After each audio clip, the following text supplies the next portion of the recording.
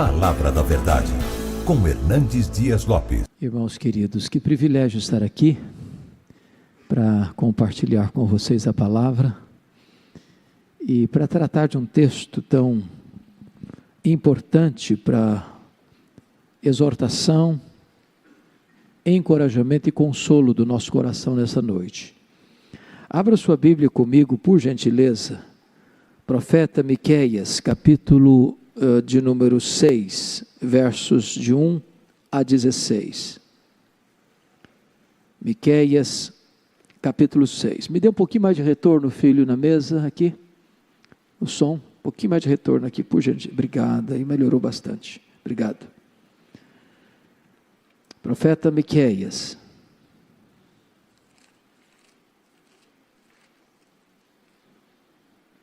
Capítulo 6, versos de 1 a 16.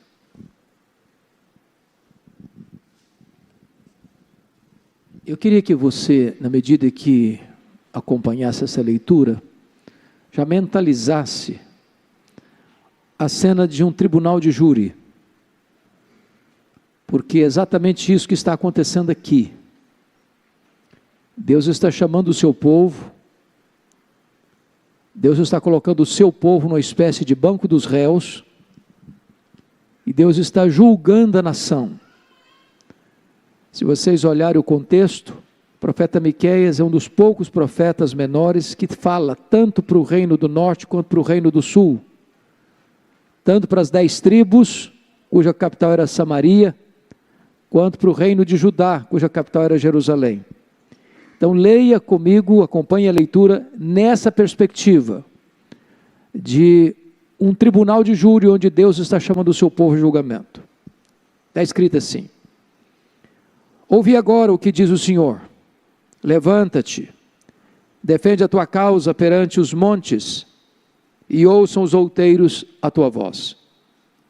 Ouvi, montes, a controvérsia do Senhor, e vós, duráveis fundamentos da terra, porque o Senhor tem controvérsia com o seu povo, e com Israel entrará em juízo.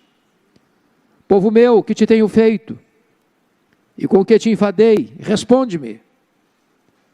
Pois te fiz sair da terra do Egito, e da casa da servidão te remi, e enviei adiante de ti Moisés, Arão e Miriam. Povo meu, lembra-te agora do que maquinou Balaque, rei de Moabe, e do que lhe respondeu Balaão, filho de Beor, e do que aconteceu desde Sitim até Gilgal, para que conheças os atos de justiça do Senhor. Com que me apresentarei ao Senhor e me inclinarei ante o Deus excelso? Virei perante ele com holocaustos, com bezerros de um ano? Agradar-se ao Senhor de milhares de carneiro, de 10.000 ribeiros de azeite? Darei meu primogênito pela minha transgressão, o fruto do meu corpo pelo pecado da minha alma?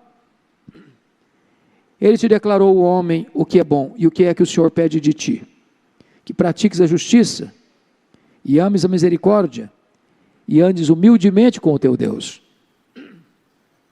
A voz do Senhor clama a cidade, e é a verdadeira sabedoria temer-lhe o nome. Ouvi, ó tribos, aquele que a cita. Ainda há na casa do ímpio os tesouros da impiedade, e o detestável éfa minguado? Poderei eu inocentar balanças falsas e bolsas de pesos enganosos? Porque os ricos da cidade estão cheios de violência, e os seus habitantes falam mentiras, e a língua deles é enganosa na sua boca. Assim também passarei eu a ferir-te, e te deixarei desolada por causa dos teus pecados. Comerás e não te fartarás, a fome estará nas tuas entranhas, e removerás os teus bens, mas não os livrarás, e aquilo que livrares eu entregarei à espada. Semearás, contudo não cegarás, pisarás a azeitona, porém não te ungirás com azeite, pisarás a vindima, no entanto não lhe beberás o vinho, porque observaste os estatutos de Onri, e todas as obras da casa de Acabe, e andaste nos conselhos deles. Por isso eu farei de ti uma desolação, e dos habitantes da tua cidade um alvo de vaias.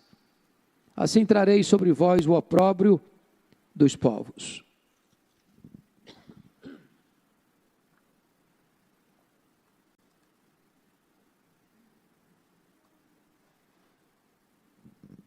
Meus irmãos, uma das razões eloquentes de que a Bíblia é muito mais do que um mero livro humano, que é o livro de Deus, inspirado por Deus, que não é sazonal, temporal, mas é eterno, é que quando você lê Miqueias, bem como outros profetas menores e maiores, a percepção que você tem é que você está fazendo uma radiografia, um diagnóstico muito preciso, muito meticuloso do que você e eu estamos vivendo hoje.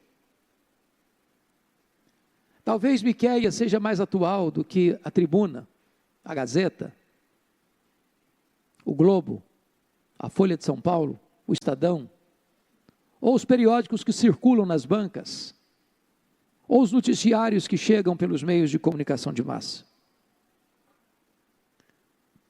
O que Miqueias está fazendo aqui, antes de introduzir esta cena do tribunal de júri, onde o povo de Deus é chamado, é convocado, é intimado para esta sala do julgamento, é que ele vai fazer uma espécie de análise profunda de como estava a sociedade daquele tempo.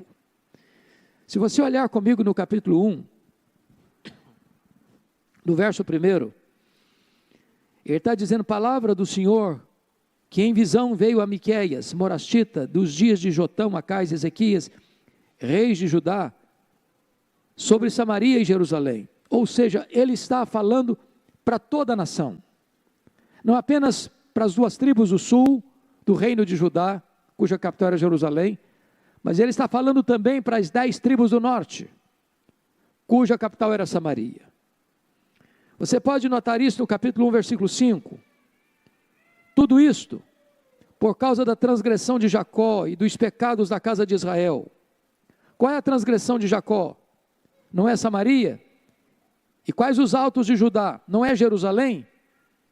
Então, o diagnóstico que ele traça é da nação de Israel, das duas tribos do sul e das 10 tribos do norte, é de toda a nação.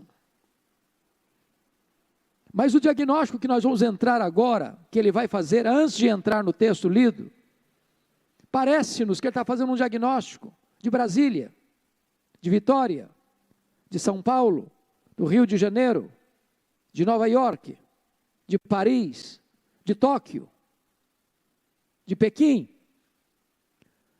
Os problemas vividos naquele tempo, tão distante de nós, há 2.700 anos, são os mesmos problemas que nós enfrentamos agora.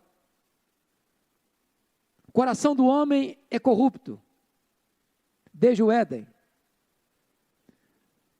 Na verdade, nós não deveríamos nos espantar com todos os desmandos, com todas as injustiças, com todas as distorções da lei, com todas as decisões injustas dos tribunais, com toda a violência das ruas, com todas as explorações do comércio internacional, porque é exatamente isso que você está vendo agora, aqui, veremos isso, através das lentes do profeta Miqueias. Então eu chamo a sua atenção para olhar comigo qual o diagnóstico que ele traça do povo de Israel, e qual o diagnóstico que ele traça da sociedade brasileira, melhor dizendo, qual o diagnóstico que ele traça do seu coração, do meu coração, do nosso coração nesta noite. Então vejamos em primeiro lugar que Miqueias denuncia o que nós chamamos de o aparelhamento do Estado para a corrupção. Olha o capítulo 2, verso 1 comigo.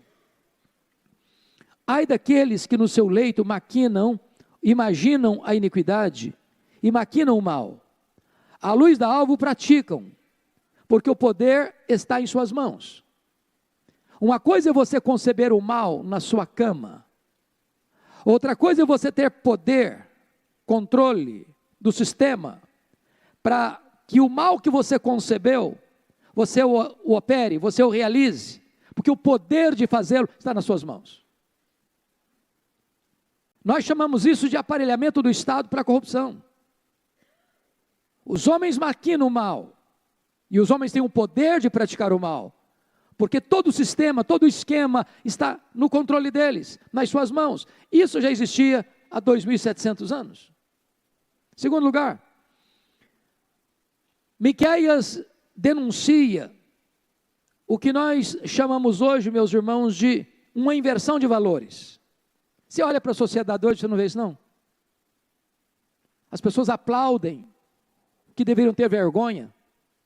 As pessoas promovem aquilo que devia ser proibido. As pessoas escarnecem da virtude.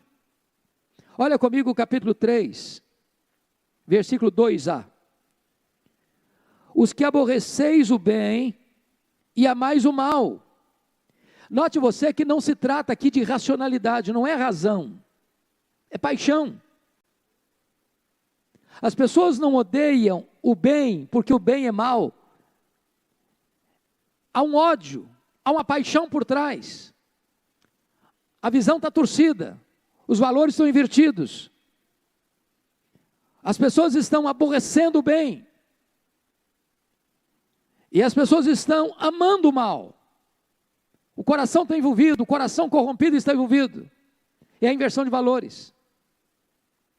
Nas palavras do profeta Isaías, que foi contemporâneo de Miqueias, as pessoas chamam luz de trevas e trevas de luz, o doce de amargo e o amargo de doce. A sociedade está pelo avesso. Aquilo que é digno, aquilo que é puro, aquilo que é legítimo, aquilo que é santo, aquilo que é recomendável, a sociedade escarnece.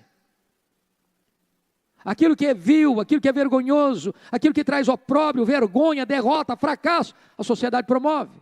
Os meios de comunicação promovem. Até as leis sustentam, porque a sociedade está com seus valores invertidos. Isso era 2.500 anos. Parece que eu estou fazendo um diagnóstico do Brasil, da nossa realidade.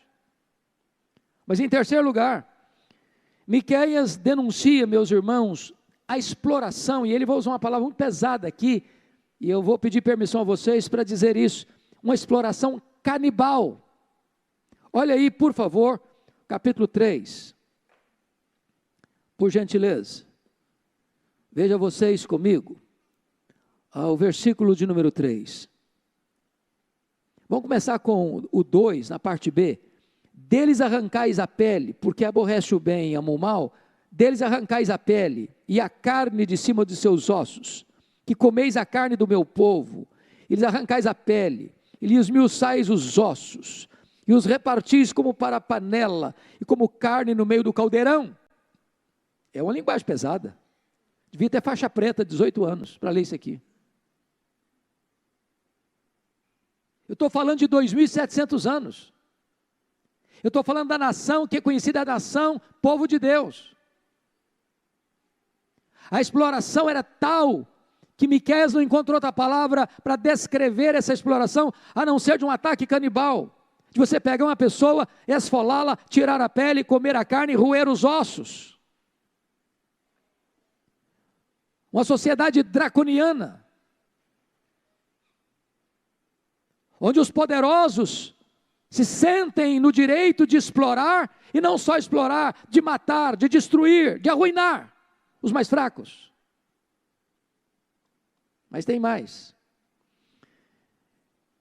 Quando você tem uma estrutura, a sociedade estruturada, e desde Montesquieu, pensador francês, é que nós dividimos a sociedade na questão de poderes em 3 poderes: poder legislativo, poder executivo, poder judiciário.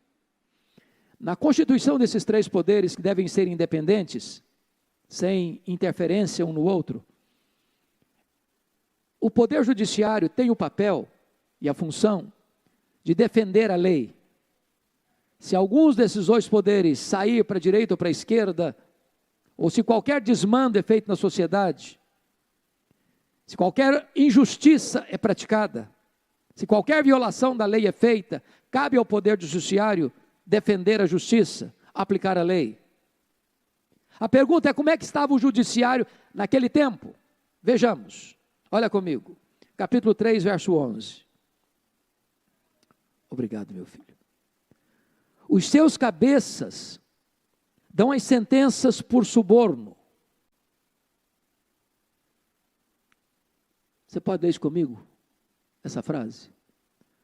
Os seus cabeças dão as sentenças por suborno. Eu não sei se você já observou isso, mas eu gosto muito daquele emblema da justiça. De uma mulher com a balança na mão, com os olhos vendados. Ou seja, a justiça não tem lado. A justiça não tem lado. Ela não pende mais para um do que para outro. Está com os olhos vendados porque a justiça julga não pela capa do processo, mas pelos autos do processo. Mas aqui está dito que o poder judiciário está corrompido. Porque os juízes, a quem ele chama de cabeças, dão as suas sentenças por suborno. É o quanto ele leva. São os interesses inconfessos, rasteiros, que estão no submundo das cortes, para que aqueles que estão assentados para fazer justiça, estão vendendo a sua consciência, para favorecer os poderosos, para a exploração dos fracos, dos inocentes, e desta maneira perverter o juízo, a justiça, a lei. Eu estou falando, meus irmãos, de Israel, não estou falando de Brasília, não estou falando de Vitória, eu estou falando de 2.700 anos, mas é a realidade hoje, da nossa sociedade. Mas tem mais. Veja você, e agora para mim, é o que mais de grave pode existir nesse diagnóstico de Miqueias. É o que eu chamo, meus amados irmãos, de, que ele denuncia, o conluio dos poderes. Olha aí comigo o capítulo de número 7, verso 3. Eu queria que você prestasse muita atenção nesse versículo. E por isso eu peço que você leia comigo esse versículo, por gentileza, todos juntos, com voz pausada, voz clara, prestando atenção. Vamos juntos. As suas mãos estão sobre o mal e o fazem diligentemente. O príncipe exige condenação. O juiz aceita suborno. O grande fala dos maus desejos da sua alma. E assim todos eles, juntamente, urdem a trama. Eu acho que se você botasse isso em manchete, nos grandes jornais da nação, está descrevendo o que está acontecendo. Preste atenção nisso, as suas mãos estão sobre o mal, e o fazem de que maneira? Diligentemente. Quando você ouvir falar de crime organizado, é isso mesmo. Está organizado, está planejado. Isso é feito diligentemente, pensado, refletido nos bastidores. Agora notem, o príncipe exige condenação, o juiz aceita o suborno, os poderosos falam dos maus desejos da sua alma, e assim todos eles, preste atenção, juntamente urdem a trama. Há um conluio, há um pacto do mal, há uma aliança para a prática da injustiça. Nenhuma surpresa, zero surpresa.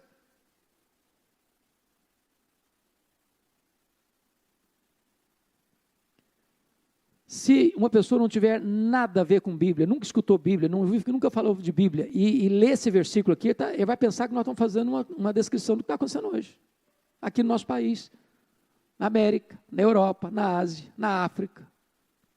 É o diagnóstico da sociedade contemporânea. O conluio dos poderes para a prática do mal. Bom, mas tem mais. Porque numa situação dessa, você vai dizer o seguinte, bom, já que a sociedade está corrompida, os poderes constituídos estão corrompidos, o legislativo, o executivo, o judiciário, tem uma reserva moral na nação. E qual é a reserva moral da nação? A igreja, a religião. Essa não se corrompe, essa não se vende. Será? Será? Qual o diagnóstico dele? Vejamos. Olha como é que ele descreve a religião, os religiosos. Capítulo 3, verso 5, confira aí comigo. Assim diz o Senhor, acerca dos profetas que fazem errar o meu povo, e que clamam paz quando têm o que mastigar, mas apregam a guerra santa contra aqueles que nada lhes metem na boca. Profetas da conveniência, que pregam o que é gostoso de ouvir, porque foram subornados por dinheiro. O vetor que os move a pregar é o dinheiro. São mercantilistas da fé. Não tem compromisso com a palavra de Deus, com a verdade de Deus. Eles querem encher a boca e os bolsos. Mas olha comigo o capítulo de número 3, versículo 11. Os seus cabeças dão sentenças por suborno, os seus sacerdotes ensinam por interesse, os seus profetas adivinham por dinheiro. E ainda se encostam o Senhor dizendo, não está o Senhor no meio de nós? Nenhum mal nos sobrevirá. Eles pregam uma mensagem extremamente otimista, boa, agradável, de riqueza, de prosperidade, de sucesso. Está tudo muito bem, Deus está com a gente, não vai acontecer nada não. A nação indo para o buraco, a nação indo para o inferno, a nação indo para o cativeiro, a miséria campeando para todo lado, não está tudo bem com a gente. Maquiando a verdade, pregando uma mentira. Meus irmãos, quando a própria religião se corrompe, a situação está muito grave. Muito grave.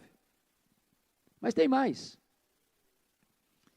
Você pode dizer, bom, já que os poderes constituídos estão corrompidos, já que a própria religião está corrompida, ainda existe uma reserva moral.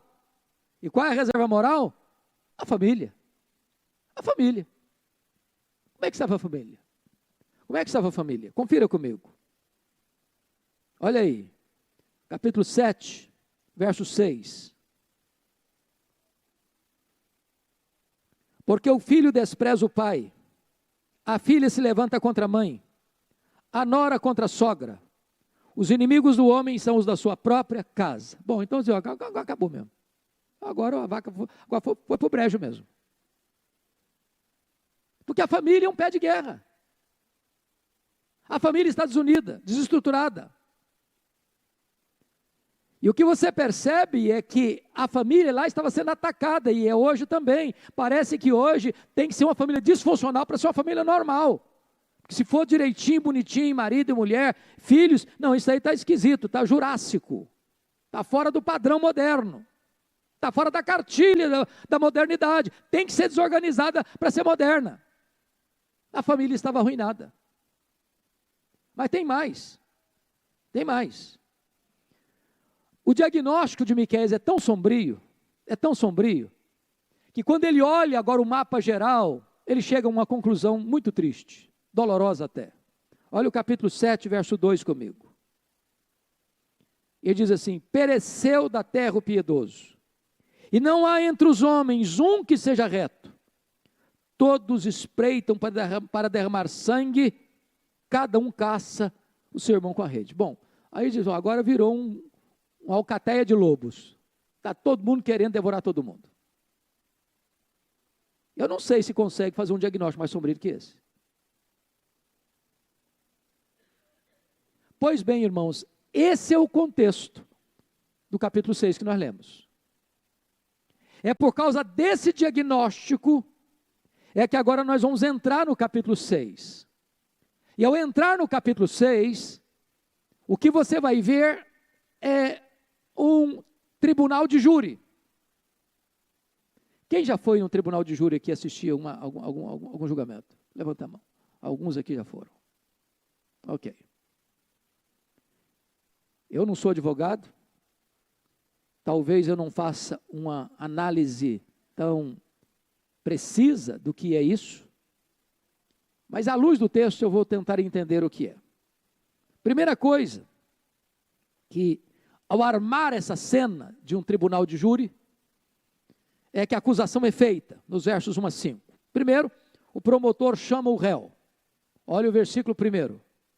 Ouvi agora o que diz o Senhor.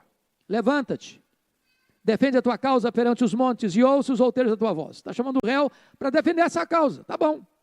Defende a sua causa, vai lá. amplo direito de defesa, vai lá. Está falando para o povo de Israel, para o povo de Judá, está falando para Samaria, está falando para Jerusalém. Vai lá, defende a sua causa. Depois o júri recebe a instrução no versículo 2.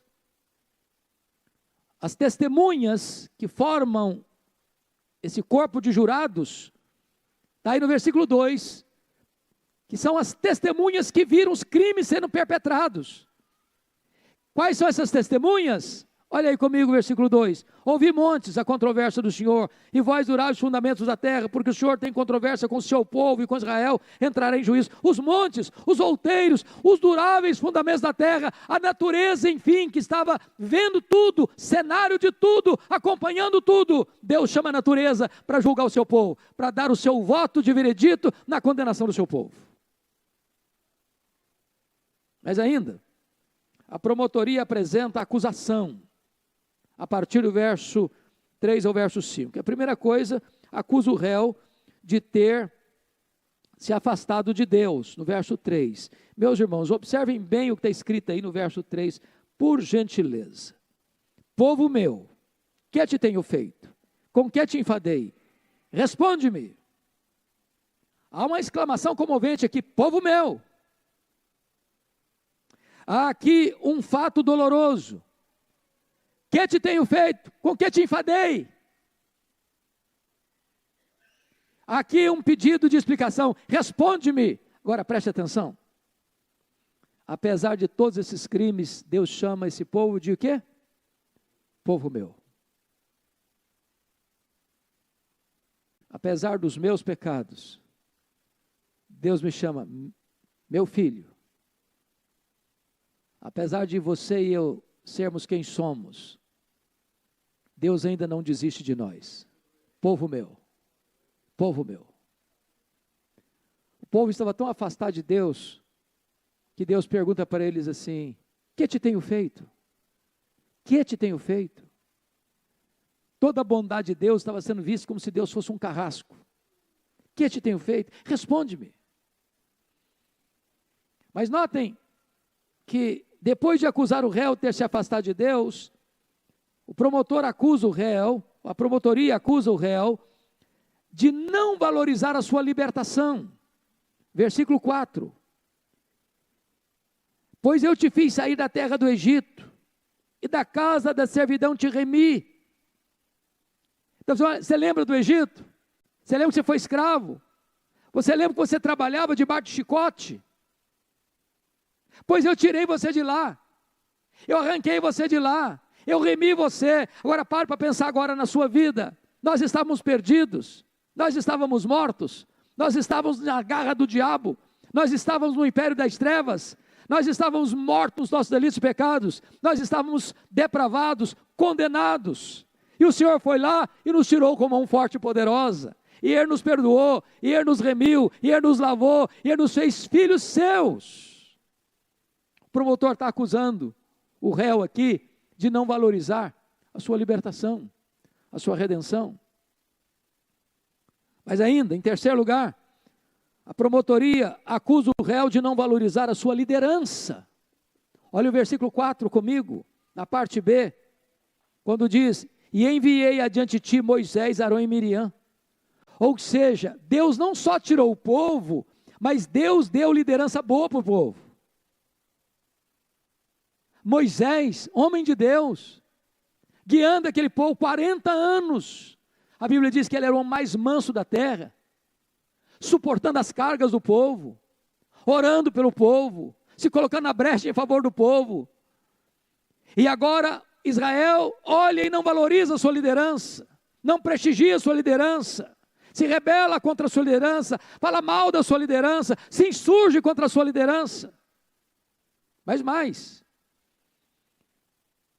a promotoria acusa o réu de não valorizar as bênçãos. Olha o versículo 5.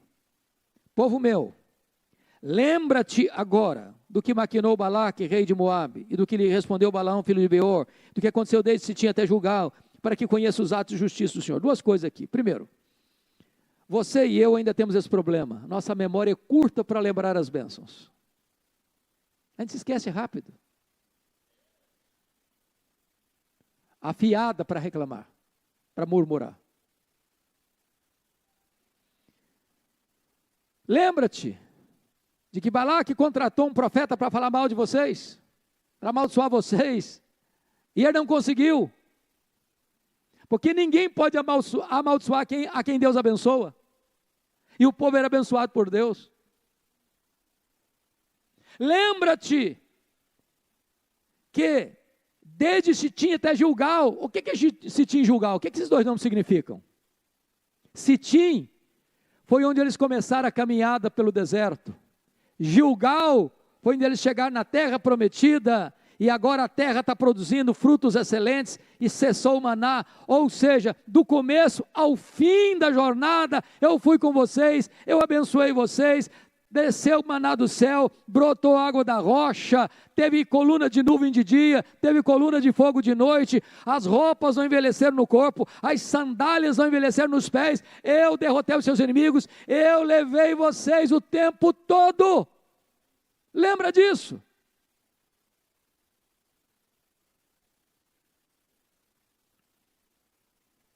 Então, depois que a promotoria acusa o réu, agora o réu tem direito de defesa. Não consta aqui se é um advogado de defesa ou se é o próprio réu que tem a liberdade de fazer sua própria defesa. Mas veja você comigo, qual é a defesa nos versos 6 e 7. Primeiro, olha aí o versículo 7. Agradar-se ao Senhor de milhares de carneiros. Não, versículo 6, primeiro. Com que me apresentarei ao Senhor e me inclinarei ante o Deus excelso? Virei perante ele com holocausto, com bezerro de um ano? Holocausto e bezerro de um ano era uma coisa que Deus tinha requerido? Sim. Isso era certo fazer? Sim. Esse ritual era prescrito na lei? Sim. O que ele está dizendo? Ele está dizendo que o culto que você presta para Deus, sem ter seu coração no culto, não adianta para Deus. Formalidade não resolve nada. Não adianta trazer um bezerro de um ano. Não adianta ser sem defeito o bezerro. Porque antes de Deus receber minha oferta, ele precisa receber o quê? A minha vida. Então, sacrifícios, rituais, divorciados de santidade não é suficiente. Aí o réu pensou, bom, já que Deus não quer sacrifício de bezerro de um ano, vamos fazer uma coisa? Vamos fazer muito então, vamos fazer de forma exuberante, vamos ser superlativos, quem sabe Deus aceita. Uma coisa assim bem intensa, volumosa. E ele diz assim no verso 7, agradar-se ao Senhor de milhares de carneiros, de 10.000 ribeiros de azeite, é muita coisa. Será que Deus vai se agradar se eu fizer muito? Não resolve. Deus não se impressiona com o que impressiona os homens. Deus não vê quantidade, Deus vê o coração e a motivação. Aí eles partiram para uma terceira possibilidade de defesa. Versículo 7, parte B. Darei o meu primogênito pela minha transgressão, o fruto do meu corpo, pelo pecado da minha alma. Já que Deus não quer nem sacrifício de bezerro de um ano, já que Deus não quer também nem milhares de ribeiros de azeite, milhares de carneiros, então vou fazer o seguinte, vou fazer algo radical. Eu vou oferecer como um culto a Moloque os meus próprios filhos. Em sacrifício para Deus. Não, Deus não aceita sacrifícios humanos. Em outras palavras, irmãos, diante das acusações da promotoria, a defesa do réu é pífia, é fraca, não é convincente. O povo não tem defesa. Então, agora vamos ver que a instrução é dada no processo. E quando a instrução é dada nesse processo, nesse tribunal de júri, Deus vai explicar o que ele quer no versículo 8. Confira aí comigo. Ele te declarou ao homem o que é bom e o que é que o Senhor pede de ti, que pratiques a justiça, que ames a misericórdia e andes humildemente com o teu Deus. Ponto aqui, irmãos. Hoje parece que Deus está sendo empurrado para dentro dos templos cristãos. Como se Deus só se interessasse por aquilo que acontece dentro de um templo cristão. Deus está nas ruas. Deus está nos tribunais. Deus está nas empresas multinacionais. Deus está no comércio. Deus está nas transações comerciais. O que Deus requer do seu povo é que o seu povo pratique a justiça. Não adianta fazer falcatrua lá fora e vir para fazer sacrifício dentro do templo. Não adianta viver uma vida desonesta lá fora e vir para cá e dizer glória a Deus, aleluia. Deus quer é que a justiça seja praticada. Agora notem, Deus quer que a misericórdia seja amada, e ameis a misericórdia. A misericórdia não só pode ser praticada, ela tem que ser amada. Se você não amar a misericórdia, você não a pratica. Agora, preste atenção nisso. E que andeis humildemente com o teu Deus. Meus irmãos, entendamos isso. Hoje nós somos chamados um país laico, e tem muita gente confundindo o que é país laico, achando que é um país ateu. Nós não somos um país ateu, somos um país laico. E um país laico é um país que não tem uma religião oficial, que o Estado não interfere na religião, que o Estado não dita para você o que você crê, que há independência para você escolher a fé que você quiser, e o Estado não vai interferir nisso. Hoje o Estado quer empurrar a goela abaixo dos cidadãos o ateísmo. E eu posso lhes garantir um fato: as duas primeiras coisas, prática da justiça e amor à misericórdia, só vão acontecer se você andar humildemente com Deus. Se você não conhecer a Deus, se você não andar humildemente com Deus, você vai praticar injustiça e não vai amar a misericórdia. Quando as pessoas tentam esvaziar a religião, quando as pessoas tentam banir o cristianismo da sociedade, eles estão afundando a sociedade, tanto na injustiça quanto na opressão. Eu não estou falando do Brasil não, mas irmão, eu estou falando de Israel, preste atenção nisso.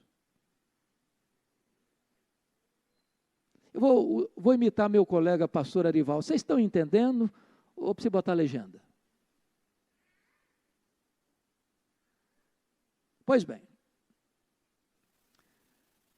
depois que a instrução é dada, agora o julgamento é concluído.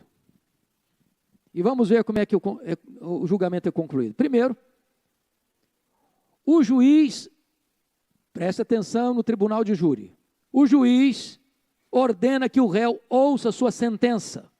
Versículo 9. A voz do Senhor clama a cidade, e é verdadeira sabedoria temer-lhe o nome. Ouviu a tribos aquele que a cita. Veja, você cita que está com C e não com S. É um termo jurídico, de citação. O cara foi citado, tem que comparecer.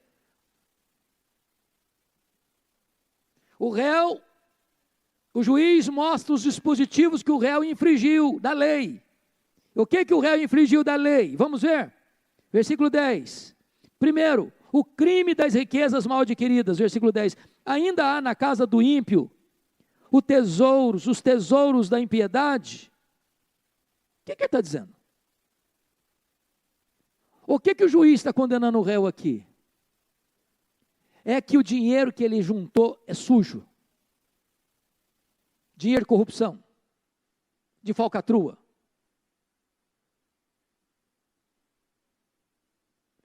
Volto a dizer, Deus está presente nos tribunais, viu? Deus é Deus lá das cortes, Deus é Deus lá do legislativo, Deus é Deus lá do executivo, Deus é Deus lá das transações comerciais. Deus não é Deus apenas de templos religiosos, Ele é o Senhor de toda a terra. Segundo, o juiz revela o crime dos mecanismos de corrupção no comércio. Olha comigo o verso 10, a parte B e o 11. E o detestável é faminguado, poderei eu inocentar balanças falsas e pesos, e bolsas e pesos enganosos? O que ele está falando, irmãos? Está falando de comércio. Ele está falando do cidadão que você vai comprar 1 quilo de carne no supermercado, ele te vende 900 gramas, entrega 900 gramas, mas você paga 1 quilo. Ele está dizendo que você vai lá no supermercado comprar 5 quilos de arroz, e quando na verdade você está levando para casa é 4 quilos e 800 gramas. O que ele está dizendo é que tem gente corrompendo medidas e pesos para ter lucro desonesto. Bom, pastor, isso não é espiritual. É espiritual, sim. Deus está lá, Deus está vendo, e Deus se importa. Deus se importa, irmãos, quando sentenças são vendidas. Deus se importa quando deputados e senadores são comprados. Deus se importa quando o comércio se corrompe. Nós não podemos isolar a vida espiritual da realidade da vida lá fora, onde as coisas estão acontecendo, no mercado, nas cortes, nos parlamentos, nos palácios, nas ruas.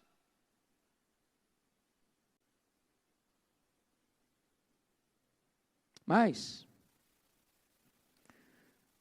o juiz, ao retratar e revelar os dispositivos que foram infringidos, ele retrata o crime da violência contra os pobres, no versículo 12, olha aí comigo. Porque os ricos da cidade estão cheios de violência, e os seus habitantes falam mentiras, e a língua deles é enganosa na sua boca. Ou seja, o pobre, e aqui o pobre na linguagem de Israel, era todos aqueles que às vezes eram desassistidos, os órfãos, as viúvas, os que não tinham vez, os que não tinham voz. Quando eles iam defender as suas causas diante dos tribunais, das cortes, não logravam êxito, porque os poderosos mentiam, compravam sentenças, e as sentenças saíam sempre desfavoráveis àqueles que, inocentes, embora inocentes, saíam derrotados. E Deus está olhando, e Deus está vendo. Então, diante desse julgamento, da conclusão do julgamento, então agora o juiz vai aplicar a sentença. E a primeira coisa, meus irmãos, é que o réu vai colher o que ele plantou. Olha o versículo 13 comigo. Assim também passarei eu a ferir-te, e te deixarei desolada por causa dos teus pecados. Quem feriu vai ser ferido. Quem deixou na desolação vai ficar desolado. Só que o braço que vai acionar a justiça não é o braço humano, é o braço divino. A mim me pertence a vingança, diz o Senhor, eu retribuirei. Segundo, o réu vai experimentar uma insatisfação crônica. Olha comigo o verso de número 14. Comerás e não te fartarás. A fome estará nas tuas entranhas. Removerás os teus bens, mas não os livrarás. E aquilo que livrares eu entregarei à espada. Comerás e não te fartarás. A fome estará nas tuas entranhas. Que negócio é esse? O que ele está falando? Significa que você vai na churrascaria Fogo de Chão e sai de lá com fome? Você vai na melhor pizzaria de Vitória e pega uma pizza gigante, come sozinho, e você ainda está com fome? É isso? Não. Significa que o cara vai pagar 30 mil reais numa diária de hotel, dormiu em cama de marfim, com lençóis de fio egípcio, com travesseiro de pena de ganso, e ainda não dorme, é isso? Não. De gente que vai para um restaurante e gasta 30 mil reais numa garrafa de vinho e sorve gota a gota e ainda está com vontade de beber mais. É que o texto está dizendo o seguinte: as pessoas vão fazer isso, estão fazendo todo dia, mas há um vazio no coração, há uma insatisfação na alma, uma falta de sentido nisso. Ele faz, e continua insatisfeito, nada vai preencher esse vazio, porque Deus não deixa que esse vazio seja preenchido. Mas mais, o réu terá seus investimentos frustrados.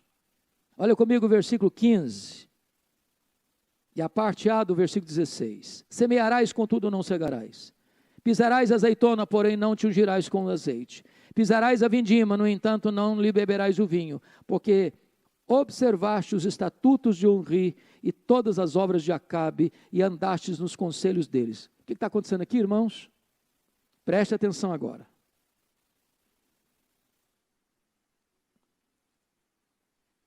Sempre que o establishment, sempre que o Estado promove a falsa religião, ele está corrompendo a sociedade. Sabe por quê? Porque a ética é filha da teologia. Por que que tanto Israel quanto Judá estão nesse caminho de injustiça, de violência, de opressão? Porque lá atrás, eles seguiram os caminhos, os ensinamentos de homens maus, Onri e Acabe. Aqueles que implementaram o culto a Baal e abandonaram a Deus. Sempre que o Deus verdadeiro é tirado, o Deus falso entra. Não tem ética boa onde a teologia é errada. Onde prospera a falsa religião, aí não tem como prosperar a justiça, a misericórdia. Não tem. E o que que Deus vai fazer?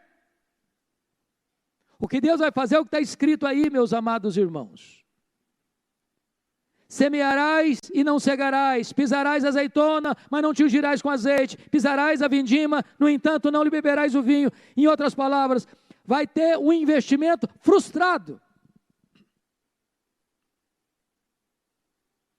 Eu fico imaginando que nesse sentido é que a Bíblia menciona que o bom nome vale mais do que riquezas. O que adianta uma pessoa ganhar muito dinheiro, juntar muito dinheiro nos paraísos fiscais e não poder andar na rua?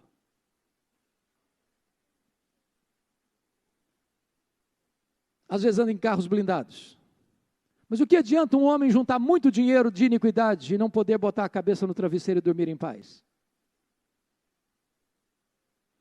Não é que ele não juntou dinheiro, não é que ele acumulou, não. Ele acumulou, mas Deus não deixa o cara usufruir. E quando eu digo usufruir, não é que o cara não foi no melhor restaurante, não é que ele não dormiu no melhor hotel, não é que ele não foi comprar as roupas mais caras ou usar as joias mais caras, não. É que apesar de usar tudo isso, nada disso satisfaz a vida dele. Nada disso. Deus não permite que os investimentos dele satisfaçam o coração. Mas agora, irmãos, vem a sentença final do réu. E a sentença final do réu aqui são 70 anos de prisão. Olha comigo o último versículo, parte B. Por isso, eu farei de ti uma desolação, dos habitantes da tua cidade um alvo de vaias, assim trarei sobre vós o opróbrio dos povos. De certa forma, Miqueias, que profetizou tanto para o reino do sul quanto para o reino do norte, tanto para Jerusalém quanto para Samaria, ele está profetizando aqui os dois cativeiros. Samaria, 722, quando a Síria levou Samaria embora. Jerusalém, 586, quando a Babilônia tomou Jerusalém, destruiu Jerusalém, e tudo que eles juntaram, tudo que eles construíram, todos os seus bens, todas as suas riquezas, foram levados embora para a Babilônia. 70 anos de prisão, de cativeiro. A Bíblia diz que o salário do pecado é a morte. Só o louco zomba do pecado. Bom, queridos, parece que a mensagem de Miqueias é sombria demais. Dolorosa demais. Quase que desastrosa demais. Mas louvado seja Deus. O Senhor ainda diz para esse povo: povo meu, que te tenho feito? Responde-me. E nesse caos, Deus traz uma palavra de esperança. Deus não diz isso ao seu povo. No meio de reis maus, de profetas vendidos, de sacerdotes comprados, de religião corrompida, de famílias desunidas, da impiedade estar ausente das ruas, há uma promessa, irmãos, gloriosa neste livro, capítulo 5, verso 2, confira comigo. A promessa de que virá um rei, que virá um profeta, que virá um sacerdote, que não vai se corromper, que não vai se vender, que não vai se dobrar, e que vai ser o Salvador, que vai ser o Redentor, que vai ser a esperança, e o seu reino nunca vai passar, e o seu trono é eterno. Capítulo 5, verso 2 diz: eu e tu, Belém Efrata, pequena demais para figurar como grupo de milhares de Judá. De ti me sairá o que há de reinar em Israel, e cujas origens são desde os tempos antigos, desde os dias da eternidade. Ele profetiza a vinda do Messias, a vinda do nosso glorioso Redentor, Jesus Cristo, nosso Senhor. Mas, talvez você olhe, e esse povo pecador, o que vai fazer? Ô irmãos, o salmista já disse, se Deus observar iniquidade, quem sobreviverá, Senhor? Se Deus me tratar segundo os meus pecados, eu pereço. Se Deus tratar você segundo os seus pecados, você perece.